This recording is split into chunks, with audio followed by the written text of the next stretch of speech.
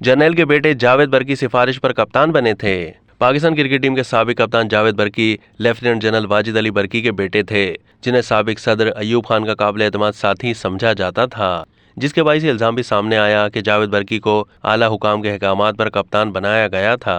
सन 1961 में पाकिस्तानी टीम जब भारत के दौरे से वापस आई तो टीम के मैनेजर डॉक्टर जहांगीर खान की रिपोर्ट में कप्तान फजल महमूद का जिक्र अच्छे अल्फाज में नहीं था, जिसके बाद उसी साल इम्तियाज अहमद को कप्तान बना दिया गया। लेकिन सन 1962 में पाकिस्तान क्रिकेट टीम के दौरे इंग्लैंड से पहले हैरानकुन तौर पर कौमी टीम की कप्तानी 24 साल जावेद बर्की को सौंप दी गई, जबकि उन्होंने सिर्फ 8 टेस्ट मैच खेल रखे थे। पाकिस्तान क्रिकेट बोर्ड की इस मीटिंग में सीनियर क्रिकेटर्स हनीफ मोहम्मद और इम्तियाज अहमद भी मौजूद थे।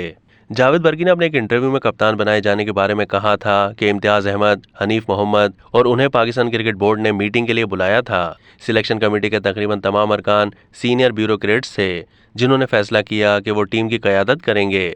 चूंकि वो खुद एक जूनियर सिविल सर्वेंट थे, लिहाजा उनके लिए इनकार करना मुमकिन नहीं था। उन्होंने मजीद कहा कि वो ऑक्सफोर्ड यूनिवर्सिटी की तरफ से खेल रहे थे, लिहाजा पाकिस्तान क्रिकेट बोर्ड का ख्याल था कि उनका यह तजर्बा टीम के काम आएगा। साबिक कप्तान फजल महमूद ने अपनी किताब में दावा किया कि जावेद बर्की को ऊपर से आए हुए अहकामात के सबब कप्तानी सौंपी गई थी। उन्होंने लिखा था कि एक दिन वो अपने दफ्तर में बैठे थे कि एक फ़ोन कॉल आई। ऑपरेटर ने कहा कि फजल साहब, मैं आपको ये गुफ्तगू सुनवा रहा हूँ, लेकिन आप खामोशी से सुनिएगा, कुछ नहीं बोलिएगा, वरना मेरी नौकरी चली जाएगी। उसके बाद उस शख्स ने मुझे जो टेलीफोनिक गुफ्तगू सुनवाई, जो पाकिस्तान क्रिकेट बोर्ड की एडहॉक कमेटी के उस वक्त के सरबराह जस्टिस AR कॉर्नेलियस और किसी आला अफसर के दरमियान थी।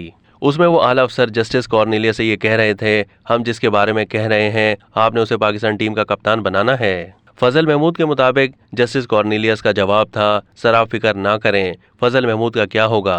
जवाब दिया गया कि हम ख्याल रखेंगे। उन्होंने किताब में मजीद लिखा कि यह गुफ्तगू सुनकर उनका खून खौल उठा था और वो कई रातों तक नहीं सो सके थे। फजल महमूद ने लिखा कि जब इंग्लैंड के दौरे में पाकिस्तानी टीम बेतरबे शिकस्त से दोचार हुई तो पूरे मुल्क में उन्हें इंग्लैंड भेजने की सदाएं बुलंद होने लगीं।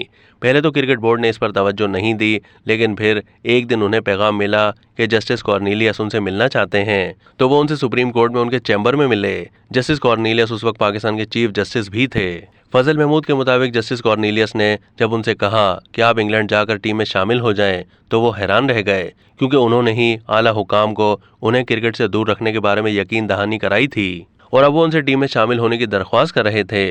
फजल महमूद ने लिखा है कि उन्होंने जवाब दिया कि वो प्रैक्टिस में नहीं है, लिहाजा उनके लिए यह मुमकिन नहीं। जस्टिस कॉर्नेलियस बहुत शर्मिंदा थे और उन्होंने उनसे माजरत भी की और कहा कि पाकिस्तानी टीम को आप हजीमत से बचा लें। किताब में फजल महमूद के दावे इसलिए भी हैरानकुन थे क्योंकि जस्टिस कॉर्नेलियस को आम तौर पर एक उसूल पसंद शख्स के तौर पर याद रखा जाता है।